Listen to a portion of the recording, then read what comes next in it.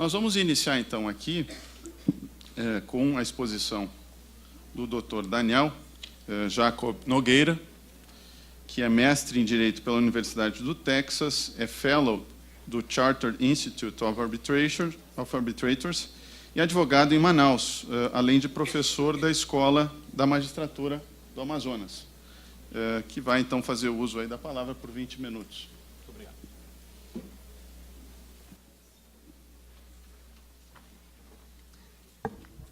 Boa tarde a todos.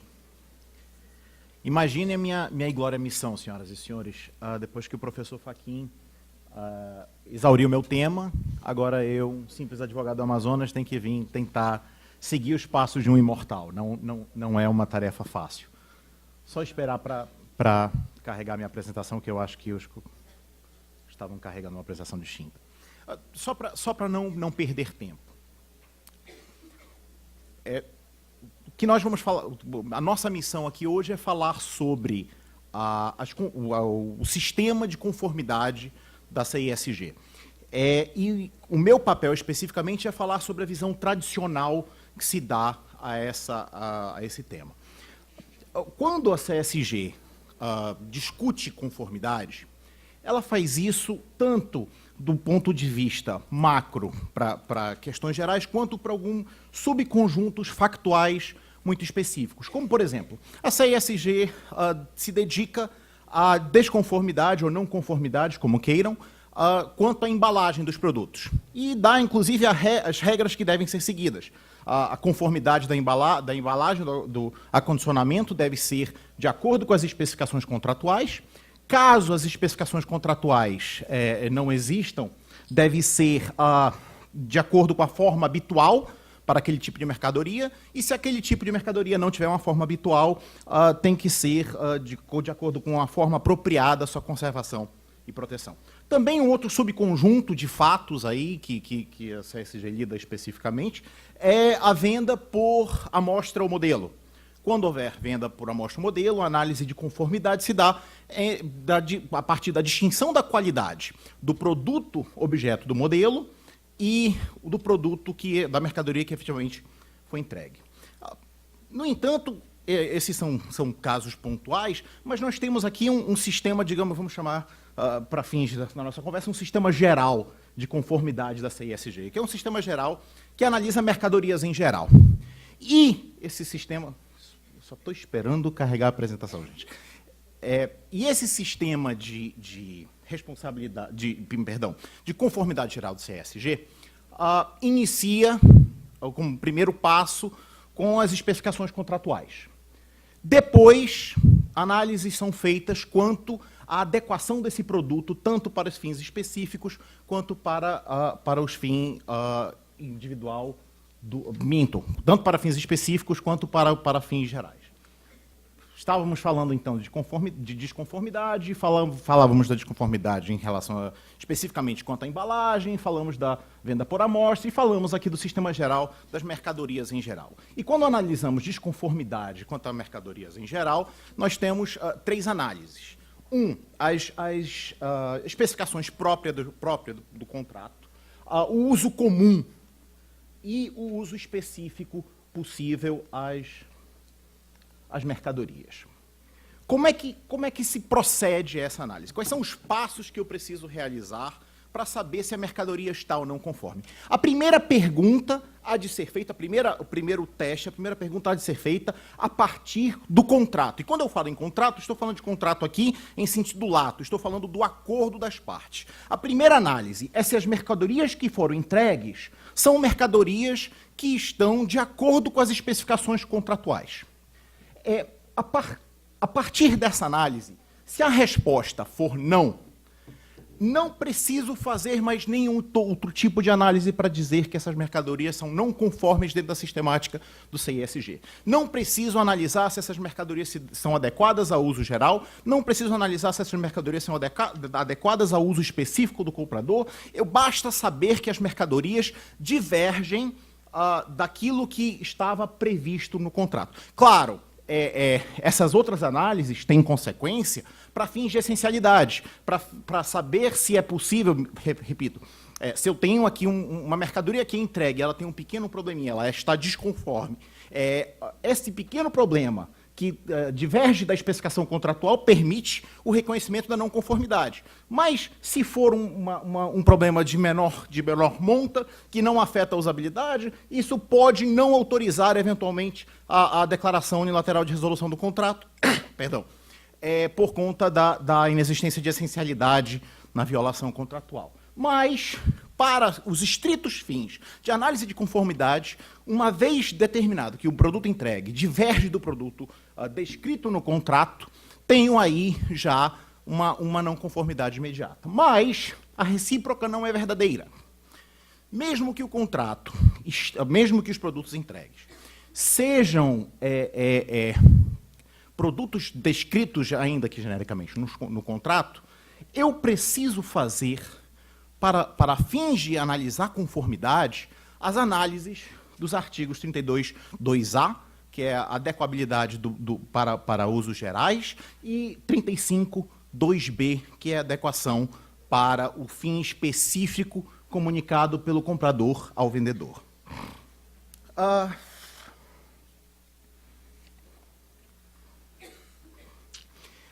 Claro, essa análise 35.2a, 35.2b, as partes podem optar por excluí-las contratualmente. Mas, se não houver uma exclusão contratual da adequação geral e da adequação específica dos bens, eu tenho uma presunção iuris tantum que essa análise há de ser feita para produtos, para mercadorias entregues dentro do sistema da CISG. Para melhor explicar esses dois conceitos, e aí nós vamos falar de alguns casos que são, dentro da visão tradicional, o que é a percepção tradicional de conformidade de acordo com o CISG, vamos falar de alguns casos que refletem muito bem isso. E o primeiro caso que vamos discutir é um caso que está no limiar entre requisitos do contrato, especificamente previstos no contrato, e requisitos da utilidade, da adequação do bem para o uso que normalmente se destinaria a um bem daquela qualidade, que é o famosíssimo caso dos mexilhões neozelandeses. Qualquer um que falou sobre, que já estudou alguma coisa sobre conformidade CISG, deve ter encontrado esse caso. Esse é um dos casos mais... Perdão. É um dos casos... Eu podia pedir um copo d'água de alguém? Esse é um dos casos mais emblemáticos, mais citados da CISG. O que aconteceu no caso dos mexilhões neozelandeses? Um comprador alemão comprou mexilhões neozelandeses de um vendedor suíço. O vendedor suíço entregou na Alemanha os mexilhões e, depois de ter recebido, o comprador percebeu que os níveis de cádmio desses mexilhões estavam acima do nível de cádmio permitido pela legislação alemã local. O comprador iniciou uma ação judicial no tribunal alemão, alegando duas coisas. Ele alegou, este produto que me foi entregue viola o meu acordo, viola o meu contrato, porque eu exigi que me fosse entregue esse produto na Alemanha, e quando pedi que foi entregue na Alemanha, havia um implícito acordo que ele seria próprio para ser vendido na Alemanha. Então, um argumento feito dentro do 35.1, os termos do contrato. Mas também disse, ainda que não se extraia a existência de um acordo específico do 35.1, estes bens precisam ser utilizados, esses bens têm que ter uma qualidade comum para bens dessa natureza, e como o vendedor está vendendo para a Alemanha, ele tem que atender às normas sanitárias alemãs. Pois bem, o tribunal analisou os dois argumentos, e o primeiro argumento disse, olha, não posso extrapolar, não posso dizer que há um acordo implícito de venda, de adequação do contrato, da mercadoria para a venda na Alemanha, pelo simples fato dos bens terem sido entregues na Alemanha. Isso não te permite dizer que houve um acordo implícito para que esses bens fossem previstos na própria Alemanha. Eu não vou fazer essa análise a partir do 35.1. Vou fazer essa análise a partir do 35.2a. Mexilhões com níveis de cádmio acima do que é permitido pela lei pública alemã, são bens que são adequados para o uso comum de mexilhões? O tribunal alemão, curiosamente, disse que sim. O tribunal alemão disse que o vendedor não tem obrigação de conhecer, e temos que partir aqui, lembrar aqui do caráter internacional do CISG, o vendedor não tem obrigação de conhecer o direito público dos locais específicos, dos locais para onde ele vai vender. Ele não tem obrigação de saber qual é a regra que existe na Alemanha, nem para onde que serão vendidos esses mexilhões. Portanto, os mexilhões com aquele nível de cádmio eram compatíveis com os mexilhões neozelandeses da época. Então, disse o tribunal alemão que aquela entrega estava conforme o contrato, porque o contrato exigia que fossem entregues mexilhões neozelandeses. Esses foram entregues. E aí deveria ser ônus do comprador informar o seu direito local para o vendedor, e aí ele teria feito uma informação específica, e aí cairíamos na hipótese do 35.2b, que é a necessidade específica do comprador. Eu me pergunto, toda vez que eu leio essa decisão, eu me pergunto se um tribunal brasileiro teria chegado à mesma conclusão. Uma pergunta que também é importante é se o desfecho do caso dos mexilhões seria diferente caso o vendedor soubesse das exigências, do direito público local. Uma linha de decisões que seguiu o caso dos mexilhões começa a se firmar no sentido que sim. Tem uma série de decisões que começam a dizer, estão construindo um consenso que dizem que, se o vendedor souber das exigências do mercado local, ele tem que respeitar as exigências do mercado local quando fizer a entrega naquele mercado, mas ele tem que saber. E 2, se o vendedor tiver um volume grande de comércio com esse mercado local, eu posso presumir dessa habitualidade que ele tem esse conhecimento necessário. Todos comigo, senhoras e senhores? Podemos? Pois bem. Começando aí o nosso pequeno desenho da primeira análise atende às especificações de contrato, não conforme, não tem mais discussão. Se atender às especificações de contrato, eu tenho que fazer as análises de adequação do 35A e B. Como é que eu faço isso? Qual é o desencadear lógico correto para fazer essa análise? A primeira pergunta é, o comprador informou algum uso especial para o vendedor? O comprador explicou que olha, eu estou comprando esses mexilhões porque eu quero vender esses mexilhões aqui na Alemanha. Essa é a primeira pergunta que há de ser feita. Porque a partir dessa resposta, nós vamos determinar qual é o critério que é aplicável. Se não é o critério do 35.2b, que é o critério da necessidade específica do comprador, ou se é o critério do 35.2a, que é o do uso comum para bens desta natureza e desta qualidade. Se o comprador não informou algum uso especial, a pergunta é, essa mercadoria é adequada ao uso a que normalmente se destina? Se não for, temos aí um caso de não conformidade. Se for, temos um caso de conformidade. E, caso o comprador tenha informado algum uso especial ao vendedor, e o vendedor, a próxima pergunta que se faz é se a mercadoria que foi entregue está adequada a esse uso que foi informado. Mais uma vez, se estiver conforme esse uso comum, que foi esse uso específico, a mercadoria será conforme, se não, não será conforme.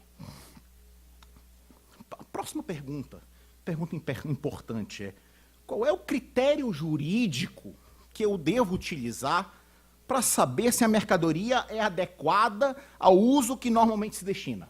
Porque, como muita coisa na CISG tem muitos conceitos que, para nós, de Civil são muito abstratos, né? Prazo razoável. O que é prazo razoável? A gente gosta de prazo em dia, né? O prazo tem que ser 6 dias, eu não sei o que é um prazo razoável.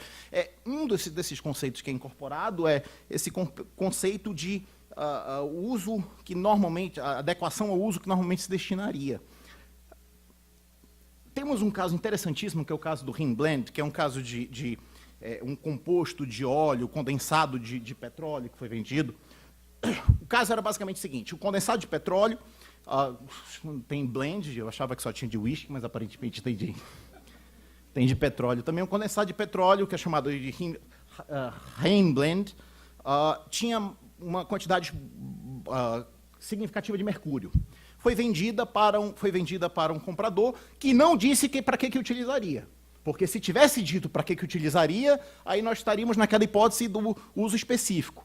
Não disse para que seria utilizado. E aquele carregamento que ele recebeu não servia para aquilo que ele pretendia utilizar. E aí a pergunta é, um carregamento de petróleo que tem um blend de petróleo com condensado, que tem uma taxa de mercúrio relativamente alta, ela é adequada para os fins que normalmente se utiliza um blend de mercúrio de petróleo? A resposta, e o Tribunal Arbitral, quem tiver a oportunidade de ler essa decisão, ela é fantástica. O Tribunal Arbitral disse, olha, ele faz um levantamento histórico e diz, nós temos que lembrar que nós temos critérios jurídicos distintos. Os países de common law usam o implied warranty of merchantability, né, que é uma obrigação implícita de mercantilidade da mercadoria. Se eu recebo a mercadoria, se você está vendendo para mim, você tem uma obrigação implícita, que pode ser derrogada contratualmente, de me vender algo que eu possa vender lá para frente. De acordo com esse teste de implied warranty of merchantability, o blend seria não conforme. Por quê? Porque no preço que ele foi comprado, ninguém queria comprar do comprador original. Então, segundo esse teste, seria um não conforme. No entanto, nós, de tradição de civil law, temos um critério diferente. Nós, de tradição de civil law, adotamos o critério o bem mediano, o de qualidade média. Aquele que nós conhecemos não pode ser obrigado a dar o melhor, nem pode ser forçado a receber o pior. E, sob essa análise de qualidade mediana, esse blend é um blend de qualidade mediana dentro do mercado de petróleo. Então, o que fazer? Eu tenho um padrão de common law, que daria um resultado, eu tenho outro padrão de civil law, que daria outro resultado completamente diferente. O que fez o tribunal? O tribunal, e eu estou falando muito rápido, gente, porque meu tempo está bem curto, se eu estiver falando rápido demais, me avisem. O que fez o tribunal? O tribunal disse nenhuma nem outra. Olhando o travaux préparatoire da CISG, percebe-se que os canadenses tentaram apresentar um padrão onde dizia, olha, se o bem for fungível, eu aplico o padrão de bem médio, se o bem for infungível, eu aplico o padrão de mercantilidade. Essa emenda foi apresentada dentro da CISG, mas por falta de consenso foi retirada. Como foi retirada, o tribunal arbitral disse, eu não posso aplicar nenhuma nem outra. Então, eu tenho que encontrar uma solução sistêmica, dentro da própria convenção. E adotou, então, um critério que os bens serão conformes, o critério da razoabilidade. Os bens serão conformes se a sua qualidade for razoável ao preço e as outras circunstâncias relevantes do contrato. Nem lá, nem cá. Não é nem civil law, nem common law, nem implied warranty of merchantability, nem o bem médio. É um critério, um teste específico da CISG. Tende-se a adotar, em médias, pelo mesmo critério, o caso dos mexilhões seria decidido exatamente da mesma forma. E esse critério preserva esse caráter de internacionalidade da CISG, que é tão importante.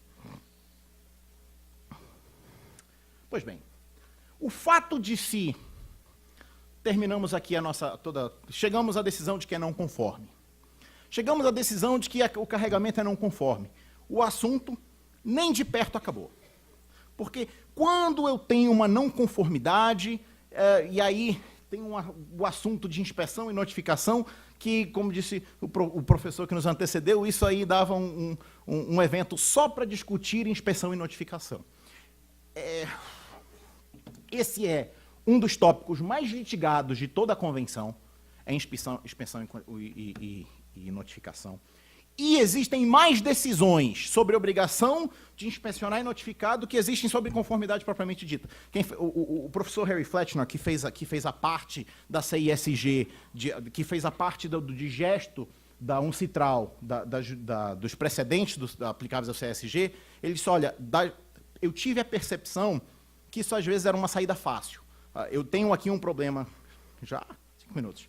Eu tenho aqui um problema com conformidade, eu não tenho muita certeza se é conforme, se é não conforme, eu vou resolver isso aqui através da notificação e da inspeção e notificação. O que é inspeção e notificação? O comprador inocente que recebeu uma remessa de mercadorias que não estava conforme ao contrato, não estava conforme porque não era utilizável, não era de qualidade para bens daquela natureza, ou não era adequada aos seus fins específicos comunicados ao vendedor, o comprador tem uma obrigação, na verdade duas, quando recebe a mercadoria.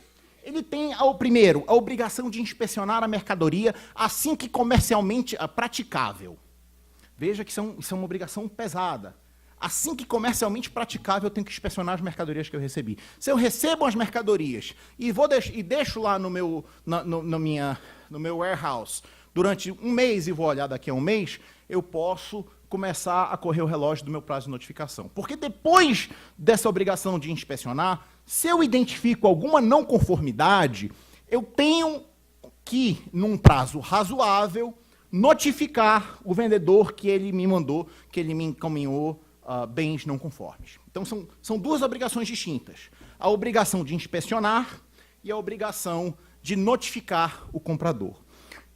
Qual é a natureza desse conjunto de notificação e inspeção? Há quem defenda que essa notificação ela tem uma função instrumental. Não, com essa notificação eu consigo evitar que se fabrique no futuro alegações de não conformidade, eu estabilizo a relação contratual, eu possibilito ao vendedor encontrar uma solução eficiente. Segundo essa corrente, a notificação, simplesmente, se ela não fosse realizada, ela simplesmente aumentaria o ônus da prova do comprador de provar que a mercadoria que ele recebeu estava não conforme. Só tem um problema. 2. Um é a redação da CSG e o segundo problema são alguns precedentes. Tem um caso que todo mundo adora citar, que é o caso dos sapatos velhos da Uganda. A Uganda comprou sapatos de segunda mão, um comprador da Uganda comprou sapatos de segunda mão, foram enviados para a Uganda, chegou lá, a aduana, a alfândega disse: esse sapato está podre, esse sapato não vai entrar no país, taca fogo no sapato. Então, não tem discussão que estava não conforme. Estava tão não conforme que a autoridade da Uganda não deixou entrar no país. Aí ele foi lá reclamar do comprador. O comprador disse: mas você tinha que ter me notificado, e se você não me notificar, você perde o direito de receber qualquer indenização, de qualquer remédio. Isso virou uma ação judicial, e o tribunal concordou com o vendedor. O tribunal disse: eu não vou discutir, estavam não conformes, mas você tinha que ter notificado. Como você não notificou, você perde o direito. Você tinha que ter inspecionado e notificado. Como você não realizou esses atos, você perde o direito de reclamar qualquer indenização. 2 minutos. Quanto tempo dura esse período de notificação quanto tempo dura esse período de inspeção e notificação? Na verdade, são 2 períodos separados. Tá? O Conselho Consultivo da CISG analisou e disse que são 2 períodos distintos. Eu tenho um período para inspecionar, que é definido como comercialmente praticável, e outro período para notificar. O que mensura o período de inspeção? Coisas como o tamanho da empresa do comprador, o tipo da mercadoria, sua complexidade, sua perecibilidade, sua sazonabilidade, a sua quantidade, o esforço necessário para realizar a inspeção. Então, dependendo da mercadoria, pode ser 5 dias, pode ser 1 mês, pode ser 2 meses. Eu realmente tenho que analisar quanto tempo leva para, do ponto de vista praticável no âmbito comercial, inspecionar essas mercadorias. Mas, a partir do momento que eu tomo ciência de uma desconformidade, ou a partir do momento em que eu deveria tomar ciência da desconformidade, se eu tenho 10 dias, se é comercialmente praticável inspecionar em 10 dias, e eu não inspeciono em 10 dias, o meu prazo de notificação começa a contar no 10º dia. Se eu inspeciono no primeiro dia, ainda que tendo 10, e descubro o defeito no primeiro dia, o meu prazo de notificação começa no primeiro dia. Eu tenho um segundo prazo, que é o prazo de notificação ao vendedor, que é um prazo razoável. Quanto tempo dura esse prazo? Tem para todos os gostos. tem tribunais alemães, suíços e austríacos que falam do mês nobre. Tem decisões do tribunal alemão que dizem 14 dias para bens normais, 14 dias para inspecionar e notificar é mais do que suficiente. Realmente depende da... Isso me lembra a história doutor Luciano. Tempo encerrado, vou encerrar então aqui. Tem muito mais coisa para falar, mas vou encerrar aqui. Isso me lembra... Deixa a história para lá, Daniel. Oi? Deixa a história para depois. Então. Deixa a história para depois? Não, eu estou brincando contigo. Ah, tá. Lembra da história? Qual é o prazo de notificação? Qual é o prazo de notificação? Eu não vou poder falar sobre o caso da gambiarra. O caso da gambiarra era tão legal, mas não vai dar tempo. O cidadão chega fazendo concurso público para defensor, chega para fazer a prova, o examinador, prova oral, pega e diz, ok, prazo de embargo de declaração no processo civil, 24 horas. O examinador olha para ele, risca, diz, ok. Prazo de apelação no processo civil. Candidato, 24 horas. O examinador acha estranho, risca aqui. Aí, prazo para recurso extraordinário quando existem réus distintos representados, quando existe desconsórcio e réus representados por advogados distintos. 24 horas. O examinador não se conteve, disse, meu querido, você errou todas as respostas, mas não perdi nenhum prazo. Essa cautela do nosso colega que está participando do certame é uma cautela que é razoável para quem está comprando agora de acordo com o regime do CISG. Se você você recebe a mercadoria, você tem imediatamente que tentar fazer a inspeção da mercadoria e assim que chegar a seu conhecimento alguma desconformidade, você tem a obrigação de comunicar assim que possível o vendedor. Muito obrigado.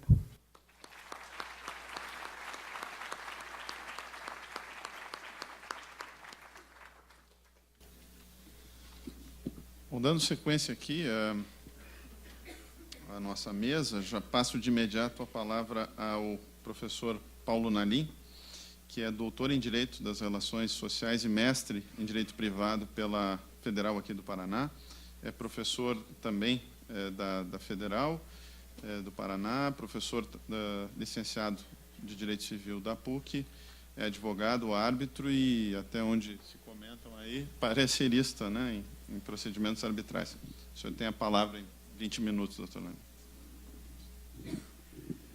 Boa tarde a todos.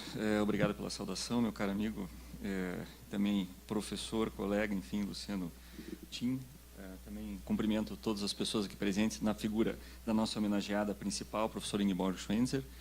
Também não poderia deixar de fazer um pequeno cumprimento, saudação ao doutor César Augusto Guimarães Pereira pela organização deste evento, brilhante organização. Parabéns. Eu imediatamente passo a falar sobre o artigo 37 da Convenção de Viena. O escopo da minha fala é bastante reduzido. Ele, em verdade, traz uma apresentação que se divide em 3 partes. Inicialmente, uma aproximação metodológica com a Convenção, ou seja, alguns critérios rápidos e necessários para a compreensão da compra e venda internacional, à luz da CISG. Na sequência, uma pequena abordagem aproximativa entre a CISG, na base do artigo 37, e os dispositivos do Código Civil que poderiam ser tomados como, talvez, similares, paralelos à Convenção. E, no final, se me couber algum tempo ainda, 7 hipóteses de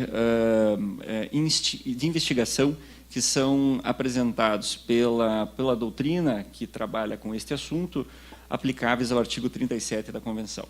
Então, inicialmente, uma brevíssima abordagem sobre a questão metodológica da Convenção. Rapidamente, então, nós precisamos ter em mente, quando trabalhamos com a Convenção de Viena, que, vou falar algo que parece óbvio, mas não é, que nós estamos diante de uma relação internacional de compra e venda. Este é um cenário bastante importante de ser compreendido, porque, imediatamente, a nossa associação cultural aos eventos legais brasileiros nos conduz a uma compra e venda de execução instantânea, como se faz, muitas vezes, à luz do Código Civil, e como se faz maciçamente à luz do Código de Defesa do Consumidor. Nós estamos diante de um cenário completamente diferente, que deve respeitar aspectos como o tempo, aspectos como o transporte, aspectos como a quantidade da mercadoria, e inclusive sobre aspecto também da investigação e da inspeção, como foi mencionado antes, com relação a esta quantidade da mercadoria, a questão do prazo, ou seja, do que seria razoável ou não, ou seja, tudo isso é concernente, não é aleatório à natureza da compra e venda com a qual estamos trabalhando. E por isso nós temos alguns critérios de interpretação. Primeiro, a questão da interpretação uniforme, fundamental para a aplicação e a própria vida da Convenção, nos termos do artigo 7, itens 1 e 2 da Convenção, que determinam uma aplicação respeitando o caráter internacional da Convenção e a sua natureza uniforme, ou seja, a pretensão de uniformidade da própria legislação em vista do seu caráter internacional. Um outro critério que é muito importante na compreensão do artigo 37 e, por que não, de todos os outros artigos da própria Convenção, é a daquilo que se chama de interpretação analógica, que não estamos muito acostumados no Brasil a fazer, que é a interpretação de um artigo por outro. Ou seja, é muito recorrente ao longo da leitura da doutrina e dos próprios acórdãos e das decisões pertinentes à CISG, a interpretação de um dispositivo por outro da própria Convenção. E é um pouco nesse sentido que se faz a interpretação uniforme dela. Outro critério, outro princípio também fundamental é o princípio da conservação do contrato, que nos é apresentado pelo Código Civil, no artigo 170 da nossa codificação, e que tem uma presença bastante importante na Convenção. Isto é muito importante em vista também do que nós chamamos de a resolução como a última possibilidade apresentada pela Convenção. Ou seja, diferentemente do nosso sistema codificado, do nosso Código Civil e de outras leis privadas, não se toma a resolução como uma medida imediata, como um direito primeiro do credor que se vê frustrado, mas sim ele é posto como uma forma de última possibilidade em respeito e em consonância com o princípio da conservação do contrato. E, por fim, toda esta terminologia que nós precisamos adaptar ao nosso vernáculo, e aqui temos uma hipótese que é a do artigo 37, que é o right to cure, ou seja, o direito de cumprimento, o direito de performar o contrato por parte do devedor. Vamos ver se eu consigo me acertar com isso aqui. Muito bem. Estamos diante, então, de algumas hipóteses do artigo 37, que são colocadas da seguinte forma. A entrega antecipada do produto, esta é a hipótese fática. A falta de conformidade do produto, o devedor sabe, ele sabe da existência da falta de conformidade do produto. O direito de o vendedor corrigir o defeito até o termo final do contrato, não causar inconveniências ou custos desarrazoados ao comprador e, por fim, o comprador sempre terá o direito à reparação do dano, independentemente deste exercício do direito de cumprir o contrato adequadamente. Estas são as hipóteses gerais do artigo 37 da Convenção. De uma forma bastante mais simplificada, eu acredito, vamos ver aqui, nós teríamos esta hipótese fática, que é retirada da doutrina, que assim impõe. O vendedor atende ao especial pedido de um comprador, industrializa uma máquina específica que é entregue contendo um pequeno defeito. A entrega ocorre antes do prazo final do contrato e o defeito é corrigível. Então, vejam, considerando esse aspecto do tempo, ou seja, o deslocamento de uma máquina que, por um exemplo, vem da China, sejam equipamentos médicos de combate ao câncer, por exemplo, que são entregues num determinado hospital, num outro país, naturalmente, este produto chega antes do prazo final, antes do termo. Ora, então nós teríamos, nesta possibilidade, a possibilidade, enfim, deste contrato ser corrigido, deste defeito eventualmente ser atualizado e o contrato ser devidamente cumprido pelo devedor. Como que se faz isso à luz do direito brasileiro? O direito brasileiro tem um arranjo diferente para esta matéria. O artigo 313 do Código Civil, ele atribui ao credor um direito de recusar, de não receber a prestação diversa. Ou seja, ele não trabalha com uma perspectiva flexível, ou seja, ele não autoriza ao devedor cumprir novamente o contrato, ou recumprir o contrato, ou complementar o contrato. O credor, uma vez tendo recebido a sua prestação, ele pode simplesmente recusar coisa diversa, ainda que mais valiosa. Este artigo 313 do Código Civil, ele também pode ser analisado em perspectiva das nossas assim denominadas ações redibitórias, do artigo 235 e 236 da codificação. Ou seja, essa desconformidade do produto ou da coisa que é entregue, em último termo, que pode gerar o direito do credor resolver a obrigação. Então, a primeira resposta que o Código Civil brasileiro apresenta é, em primeiro lugar, o credor não é obrigado a receber coisa diversa daquilo que foi contratado, e, em segundo lugar, ele pode resolver a obrigação, caso assim se depare. Mas o que apresenta a Convenção, ou mais especificamente o artigo 37? O artigo 37 dispõe que, em caso de entrega antecipada, o vendedor tem direito até a data prevista para a entrega, quer entregar uma parte ou uma quantidade, em falta ou mercadorias novas, em substituição das mercadorias não conformes ao contrato, quer reparar qualquer falta de conformidade das mercadorias, desde que o exercício desse direito não cause ao comprador inconvenientes ou despesas irrazoáveis. Conserva o direito de o credor promover ação de reparação por perdas e danos em qualquer hipótese. Esta é uma regra bastante diferente daquela que nós vimos no artigo 313 do Código Civil. Então, aqui nós estamos diante justamente do direito de cumprir adequadamente o contrato. Esse dispositivo 37 da CISG, ele deve ser lido em consonância com o artigo 34, que justamente remete à mesma hipótese para o caso de compra e venda sobre documento. Então, quando a compra e venda não é feita mediante a entrega da coisa, mas é feita mediante compra e venda sobre documento, hipótese também prevista no nosso Código Civil, também tem o vendedor o mesmo direito de adequar a documentação ou o documento pertinente à coisa e, de qualquer modo, me desculpe, que está passando automaticamente isso aqui, de qualquer modo, ressalvando o direito ao comprador de promover ação de perdas e danos. Toda esta legislação, enfim, no artigo 37 e 34, eles, na verdade, submetem a uma regra geral da Convenção, artigo 48, primeiro, que tem um dispositivo ainda mais flexível do que aqueles previstos pelo 37 e 34, ao dispor que, sem prejuízo do disposto no 49, o vendedor pode, mesmo após a data da entrega, reparar às suas custas qualquer falta às suas obrigações. Ou seja, percebam aqui a importância de uma leitura bastante mais flexível que a Convenção apresenta em relação à mora e ao próprio inadimplemento.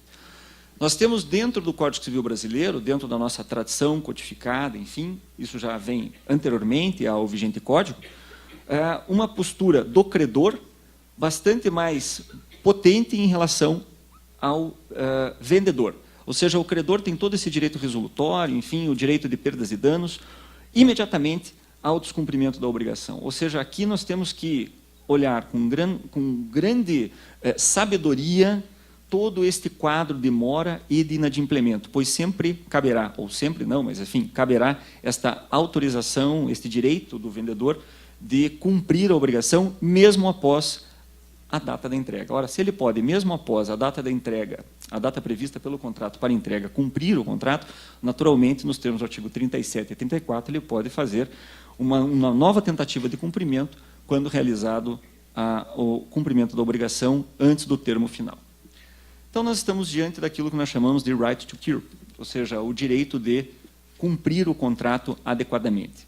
Que significa, em outros termos, entregar partes faltantes, entregar quantia suplementar ou faltante, substituição total do produto mediante nova entrega, remediar qualquer falta de conformidade. Os senhores podem se perguntar, mas por que o devedor ou o vendedor, no caso, faria isso? Os senhores devem pensar também que, quando nós estamos diante de uma compra e venda internacional, os valores são talvez bastante expressivos. E as penalidades pela falta de conformidade ou pelo descumprimento ou pelo cumprimento parcial também podem ser bastante expressivos. Então, é claro que, dentro de uma postura de boa-fé, cooperação e de interesse de cumprimento contratual, cabe este direito, à luz da Convenção, ao vendedor. Nós estávamos falando sobre a questão do cumprimento e surgiu, inclusive, a questão do prazo, né? O que seria prazo razoável, porque prazo aqui é um tema importante.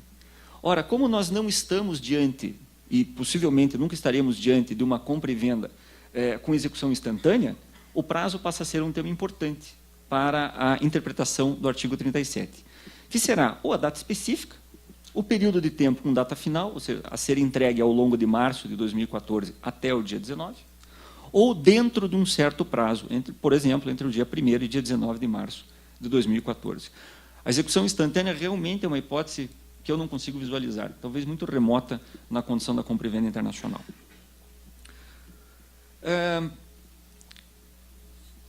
Passando aqui rapidamente algumas questões polêmicas, como mencionei no início, eu selecionei 7 hipóteses que são versadas pela doutrina,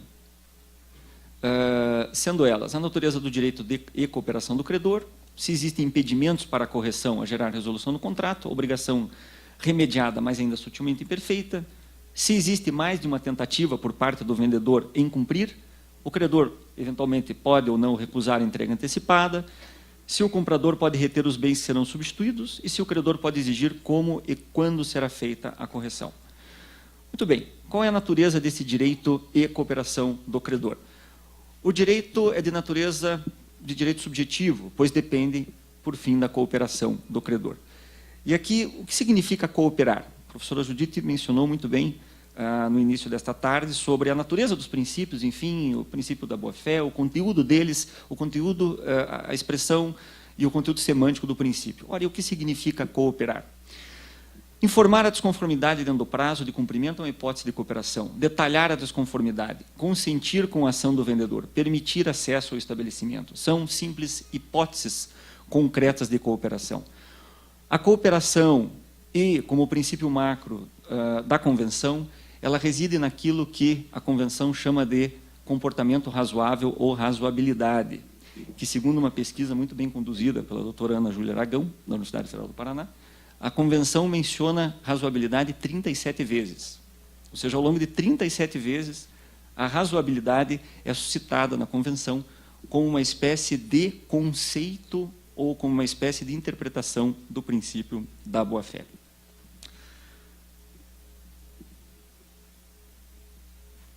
Ruptura do dever de cooperação. Qual é a consequência para o credor? Evidencia uma conduta desleal, não razoável e de má-fé, talvez. Repercute negativamente no direito à indenização, pois, assim procedendo, o credor viola o artigo 77 da Convenção, que se dirige a um princípio que também ultimamente vem sendo adotado no Brasil, sobre o dever de mitigação do próprio dano.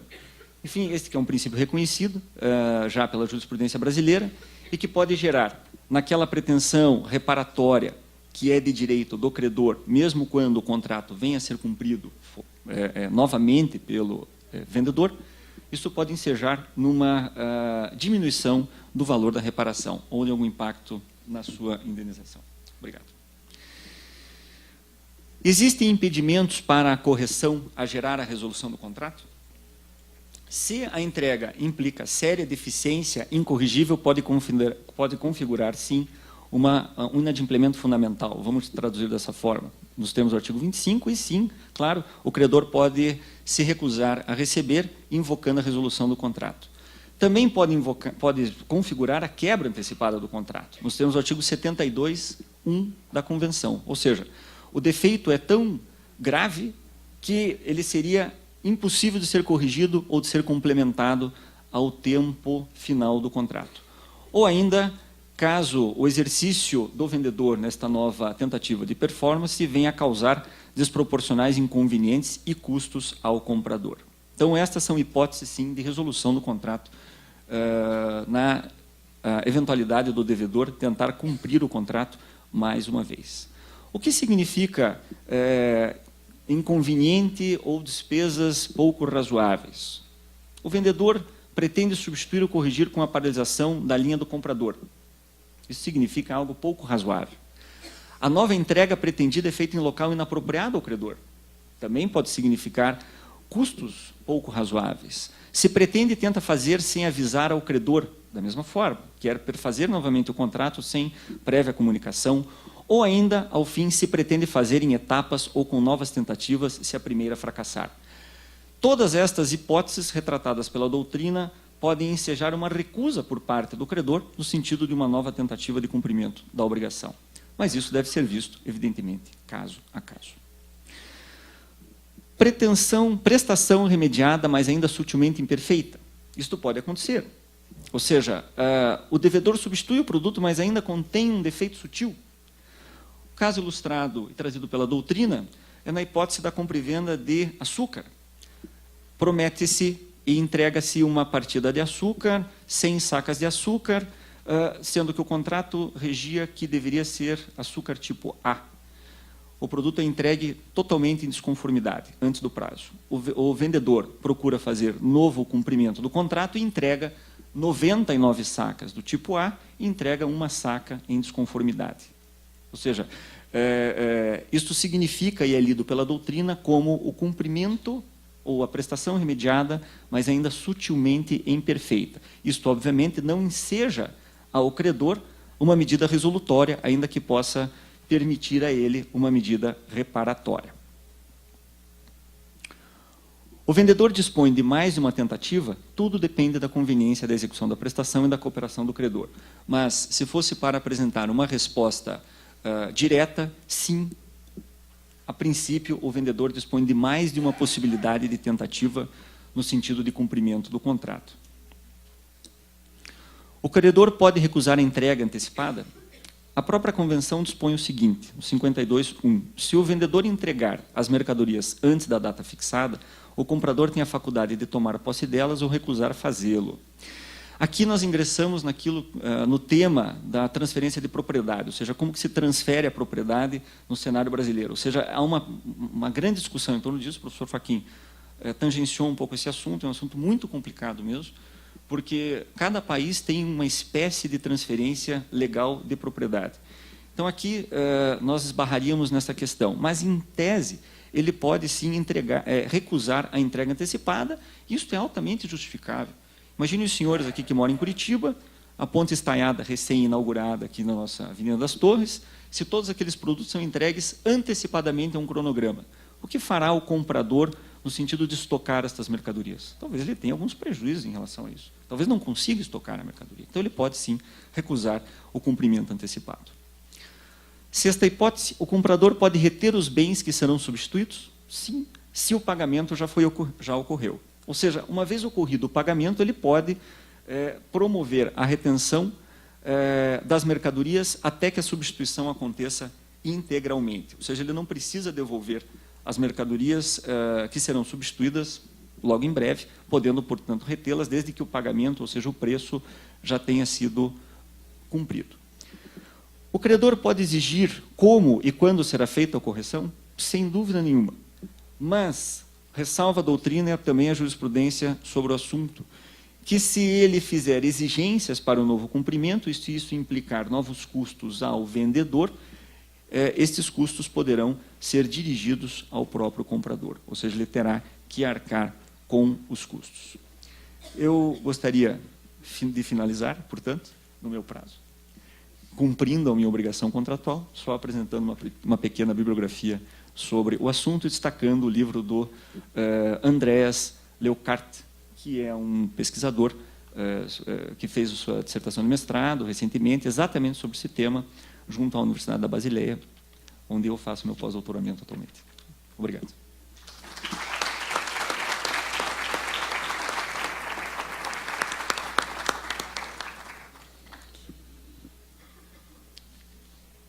Agradeço ao professor Nalim, como bom contratualista, ter ficado dentro do prazo acordado e nem permitiu que eu fizesse a mesma brincadeira que fiz com o Daniel. O Daniel assumiu um risco, né? E passamos, então, na sequência, a exposição da doutora Joyce Williams, que é advogada nos Estados Unidos, chegou a servir a UNCITRAL na Coreia do Sul. Além disso, trabalhou como pesquisadora do Centro Interamericano de Livre Comércio, no Arizona, e atualmente ela presta consultoria, integra o board de Kazama Microgrants na Zâmbia. E a sua prática hoje é focada em direito do trabalho nos Estados Unidos e investidor com base no direito de imigração. So, Dr. Joyce, please make yourself comfortable at the microphone. Muito obrigado, boa tarde. Agradeço pela atenção a vocês. O programa diz que o Dr. Penda deveria estar aqui, mas eu estou... infelizmente, ele não pôde se fazer presente, por isso eu vou tentar apresentar a palestra dele. Eu estou falando sobre o artigo 25 da CISC no contexto da responsabilidade social empresarial e a alocação do ônus da prova. Alguém disse certa vez que o emprego é aquilo que você faz quando alguém te diz o que fazer.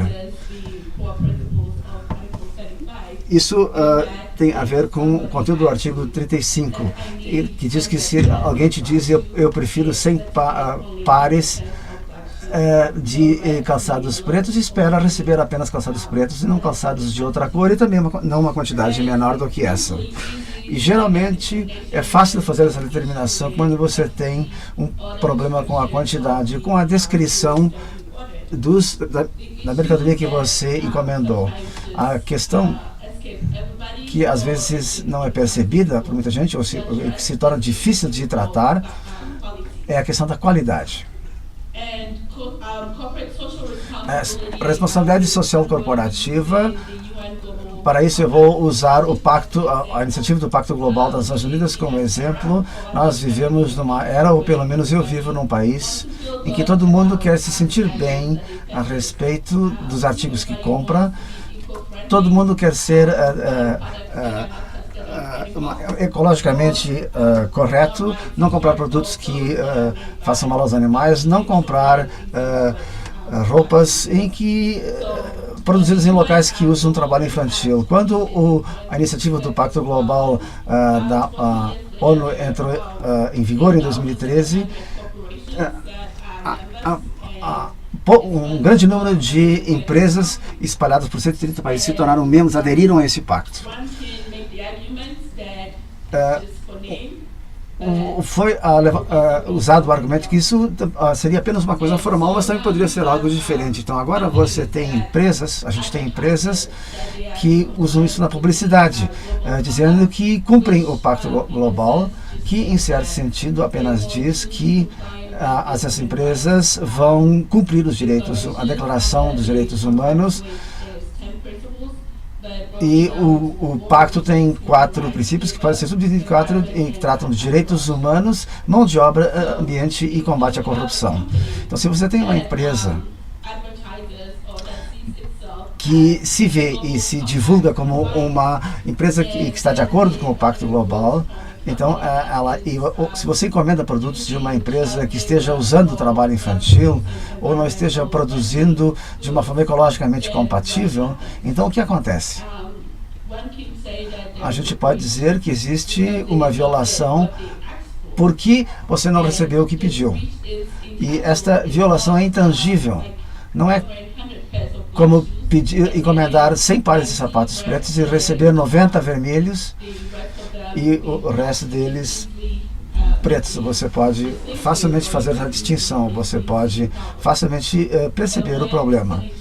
Mas quando se trata de uma forma intangível, a questão é que é uma de boa vontade, porque há algumas empresas onde você paga mais pelo produto delas porque você acha que elas estão usando materiais de qualidade, estão usando materiais ecologicamente compatíveis para manter a sua produção.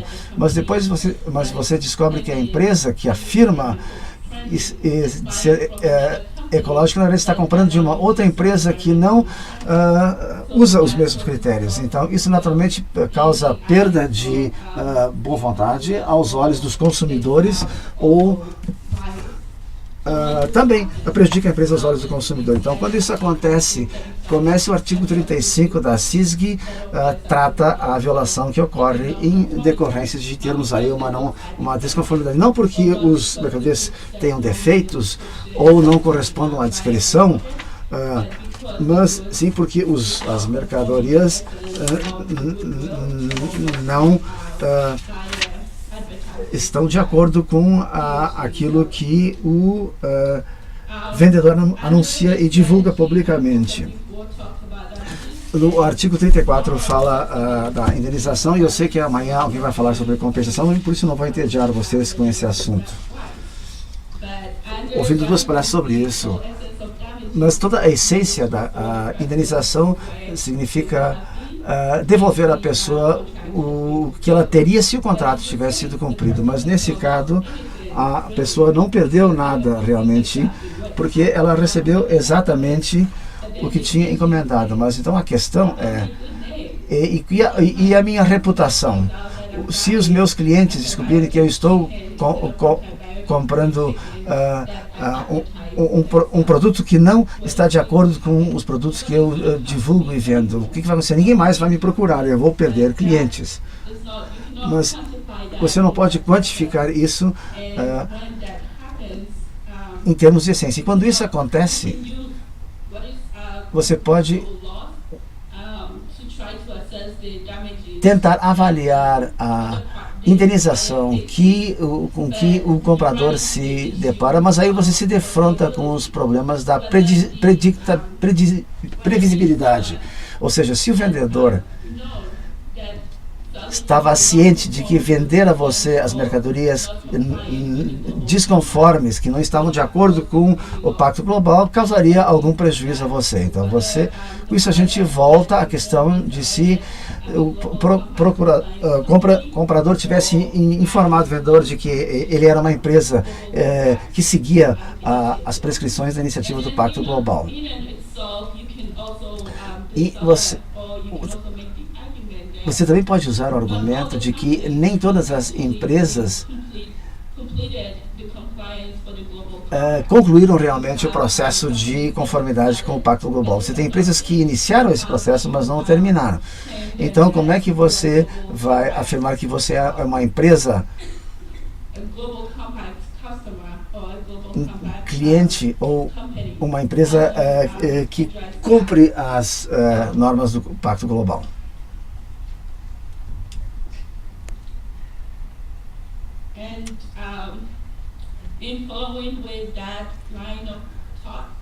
Na sequência dessa linha de pensamento, quando ocorre uma violação, e nessas circunstâncias, você não pode acusar o vendedor de que ele poderia ter predito ou previsto que não ter produzido exatamente as mercadorias de acordo com os padrões do Pacto Global, causaria um prejuízo para o comprador quando ele for revender essas mercadorias para os seus consumidores. A CISG se torna muito difícil medir ou mensurar as indenizações. Mas isso é um problema que está recebendo uma atenção crescente e a uma certa altura eu imagino que a convenção terá que ser reestruturada ou os tribunais arbitrais terão que lidar com essa questão e estabelecer algumas diretrizes que possam ser seguidas. Depois passamos para a questão da alocação do ônus da prova. Sob a CISG não existe um artigo específico que fale da alocação.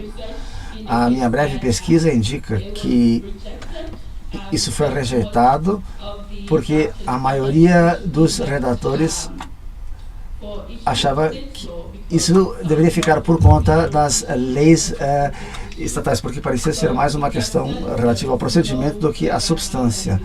Então, nesse sentido, não há uma disposição na CISG que lide com a questão do ônus da prova. Entretanto, existe um caso do Supremo Tribunal alemão, há muitos casos da Alemanha hoje mencionados. Hoje, em 2012, houve um caso em que um comprador era um redistribuidor de leite em pó. E quando ele recebeu o leite em pó, ele se deu conta de que não era correspondia exatamente ao que ele esperava. Então ele entrou com um processo sob o artigo 35 por mercadorias desconformes, e a tribunal decidiu que o ônus era do comprador de provar que as mercadorias não estavam conformes quando passaram ao seu controle. Este é um caso muito fácil, porque de alguma forma o vendedor aceitou uma parte da culpa de que o problema poderia ter sido originado na sua fábrica, onde tinha havido alguns problemas. Por causa disso, o tribunal alemão concluiu, neste caso, que o vendedor tem o ônus de indenizar o comprador pelo mau gosto que aquele leite em pó tinha. Mas, além disso, não existem outros problemas em outros tribunais arbitrais. Muitos países estão lidando com a questão de como enfrentar a questão da desconformidade em termos de alocação do ônus da prova. Quem tem o ônus de provar que as mercadorias eram desconformes. Judiciantes, quando os tribunais lidam com essa questão, quando é uma questão que tem a ver com a qualidade, é aí onde reside o problema. Mas quando é uma questão de quantidade e descrição, geralmente é fácil examinar e resolver essa questão, porque a qualidade difere, acho eu, de país para país ou até de pessoa para pessoa. O que eu considero talvez algo de qualidade poderia não ser a mesma coisa que a outra pessoa. Então, países diferentes têm padrões diferentes em relação as agências governamentais regulam a qualidade dos bens. Então há diferenças na determinação. E como não há um único acordo a respeito do que é a qualidade, a questão se torna que sentir a CISG tentando ser, ou sendo a CISG um instrumento internacional. A pergunta se coloca se existe espaço para que a convenção crie algum tipo de consenso em torno de um acordo para enfrentar as questões da qualidade quando se está lidando com a questão da não conformidade, com o problema da não conformidade. Então, atualmente, sob a CISG, quando você tem a alocação do ônus da prova,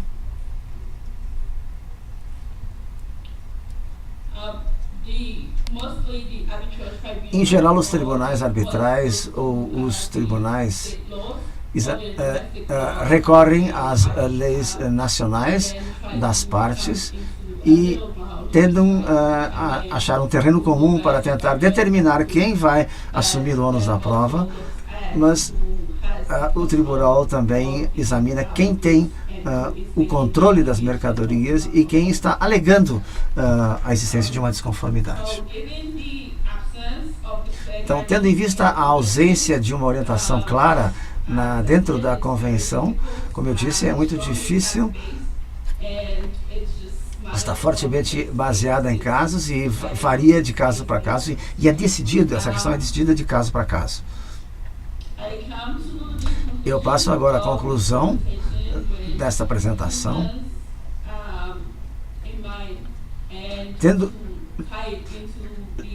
lembrando de duas coisas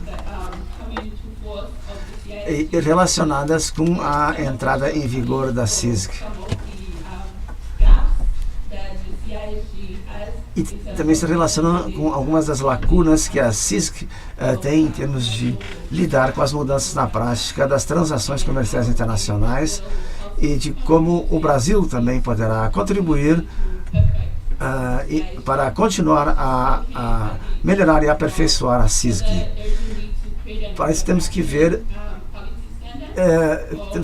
lidar com a questão se existe a necessidade de criar um padrão abrangente de qualidade ou se deveria haver uma orientação clara a ser dada pelo Conselho Consultivo da CISG, orientação clara em termos da determinação do padrão para a alocação do ônus da prova. E também na avaliação e na admissão de provas diferentes para provar quem tem menos na prova. Muito obrigado.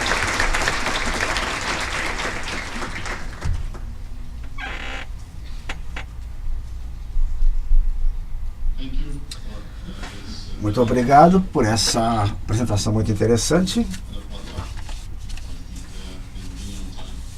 E obrigado também por ser pontual e ficar dentro do prazo. Também você não me permitiu fazer nenhum tipo de piada com o meu colega aqui, ó, que está sentado à minha esquerda. Bom, nós terminamos até um pouco antes e eu recebi instruções aqui rígidas do Dr. César, que me olha agora com um ar até um pouco tenso, no sentido de que eu siga o script, mas creio que haja, até o Dr. Nalini aqui no meu lado tentou, em violação ao princípio da boa-fé subjetiva, me induzir em erro aqui, sobre um ponto. Uma brincadeira nossa aqui da mesa. Mas nós temos, talvez, então, a associação deve fazer a Associação dos Estudantes de Arbitragem vai fazer um anúncio aqui rápido, mas creio que até como temos uma sobrinha de tempo, Dr. César, pelo menos houve uma pergunta ao Dr. Daniel, e essa pergunta pedindo então que o Dr. Daniel ele se desconcertou com a minha brincadeira e ele ia apresentar o caso da gambiarra, né? Então até me senti meio culpado subjetivamente pela brincadeira que o tirou do rumo, e a pergunta justamente aqui é contar esse caso. Então o público está curioso, eu também brincando com quem fez a pergunta, pedi para se identificar, mas quem fez a pergunta se identificou, não vou dar o nome aqui, mas teve a coragem, então, em homenagem à coragem do elaborador dessa pergunta, interessado nesse curioso caso da gambiarra, então que o Dr. Daniel explique este caso para o auditório. Muito obrigado. Eu fiquei curioso com os tradutores tentando passar gambiarra para os nossos colegas, facilitar a vida. We're talking about the rail press jerry rigging case. So the Beijing case, I like to affectionately call it the rail press jerry rigging case because of the facts of the issue. O que aconteceu é o seguinte, só para fechar, e agradeço muito pela pergunta para poder terminar a minha linha de raciocínio. Agradeço muito. Quando eu vi, como era um evento do CISG, eu acreditei no artigo 9º do CISG, né, que fala dos usos e das... me falaram que era 25 minutos, me preparei para 35, porque é assim que os usos dessas... Esqueci que o doutor César é um homem de extrema responsabilidade. Citações alemãs aqui que ele tem que comprovar. Exatamente. Mas só para encerrar o raciocínio. Se o comprador não realizar a inspeção e notificação, há ainda uma pequena salvaguarda em proteção ao comprador contra o vendedor de má-fé, que é a salvaguarda do artigo 40. Tem também o 44, mas como eu estou respondendo só a pergunta, o que diz o artigo 40? O artigo 40 diz o seguinte... só um segundinho. O vendedor não poderá invocar as disposições dos artigos referentes à notificação e inspeção se a desconformidade referir-se a fatos dos quais sabia ou que não poderia ignorar e que não tenham sido revelados ao comprador. Esse é um padrão que, se analisado do ponto de vista literal, faz perder completamente a função da obrigação de notificar, de inspecionar e notificar, porque imediatamente o vendedor sabe qual é o bem que ele está enviando para o comprador.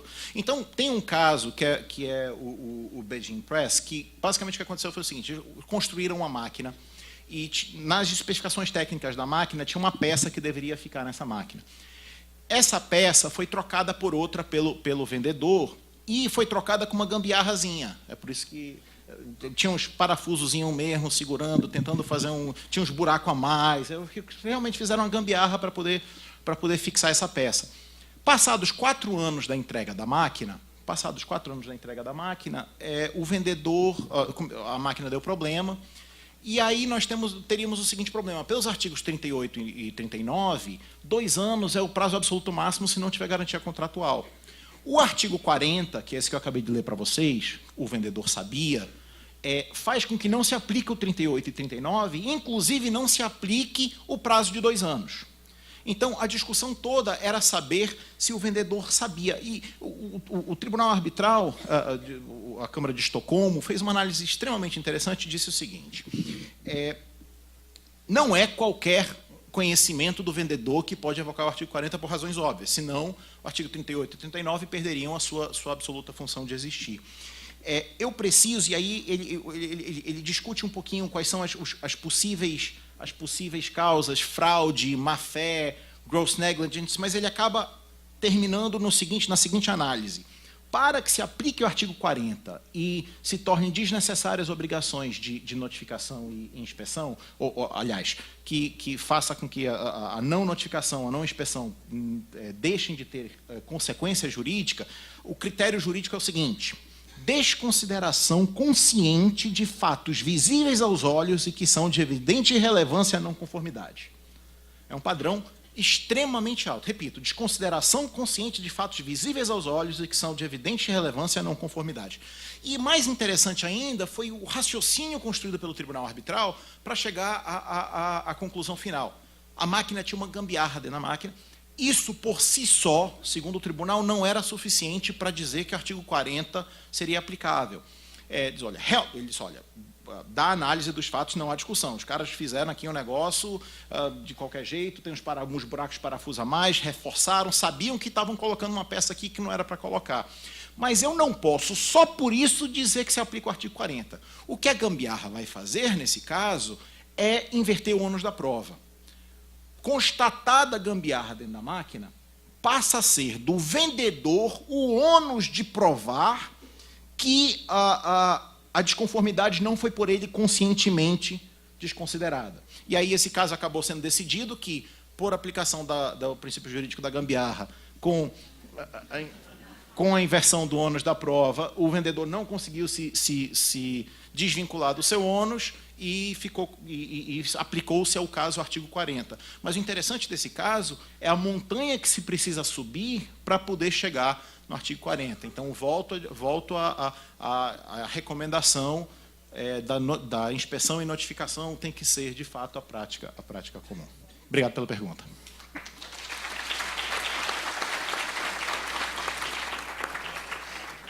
Bom, então, a representante da Associação dos Estudantes, onde está? Está, ela vai fazer um depoimento aqui. Eu vou passar a palavra a ela e gostaria, então, de dar por encerrado aqui, finalizando apenas com umas palavras de que, quando recebi o convite do Dr. César, não tinha como não me lembrar dos tempos de mestrado lá da Federal, onde, em 94, com 2 professoras aqui, a gente estudava já esse tema. E saudar a turma de juízes recém-aprovados da Justiça Federal, já que estamos aqui na Casa da Justiça Federal, então estão de parabéns pela aprovação, e muito legal que estejam estudando a Convenção de Viena, né? É um bom anúncio, né? Por favor. Muito obrigada, doutor Luciano. Boa noite, meu nome é Maria Tereza Borges, eu sou vice-presidente da Associação Brasileira de Estudantes de Arbitragem, a ABARB. Eu peço desculpas por estar tirando um tempinho do intervalo de vocês. Queria agradecer ao Dr. César por ter possibilitado isso, mas é muito raro a gente conseguir juntar em um mesmo evento tantos membros que apoiaram a associação desde o início, e por isso a gente pediu umas palavras hoje para fazer uma homenagem a essas pessoas que nos ajudaram. Para quem não conhece a nossa história, a associação ela surgiu tem apenas 2 anos e meio, mas por causa de todo a recepção que a gente teve da comunidade de arbitragem e dos estudiosos também da CAESG aqui no Brasil, nós já conseguimos várias parcerias interessantes feitas para promover o estudo de arbitragem e, em alguns momentos também, da Convenção de Viena para os estudantes brasileiros. Eu posso mencionar aqui, por exemplo, a nossa parceria com a CAN-CCBC, com o CEBAR e com o CAESG Brasil, que também estão ajudando aqui nesse evento. E, principalmente, essas parcerias e todas as conquistas que a gente teve, nós, estudantes, reconhecemos que elas dependem muito do reconhecimento que a gente teve da comunidade acadêmica brasileira. E esse reconhecimento ele é consolidado, por exemplo, na existência do nosso conselho acadêmico. Esse conselho ele é formado atualmente por 5 membros, que são o professor Carlos Alberto Carmona, o professor Eduardo Grebler, que falará no próximo painel, o professor João Boscoli, o professor Lauro Gama Júnior e a professora Selma Lemes. Desses 5 membros, apenas a professora Selma Lemes não está participando desse evento, infelizmente. Além disso, esse ano nós estamos recepcionando 3 novos membros no nosso conselho acadêmico, que são os professores Clávio Valença Júnior, a professora Ingeborg Schwenzer, que está aqui conosco hoje, e também o professor Rui Botica, que não pôde estar aqui conosco. Em nome da ABARB, eu gostaria de agradecer muito a esses 8 profissionais e também a todos os outros que, embora não façam parte do nosso conselho acadêmico, sempre nos ajudaram em nossas iniciativas. E gostaria de pedir uma salva de palmas para eles e gostaria de recepcionar, então, esses 3 novos membros do nosso conselho. Muito obrigada pela atenção.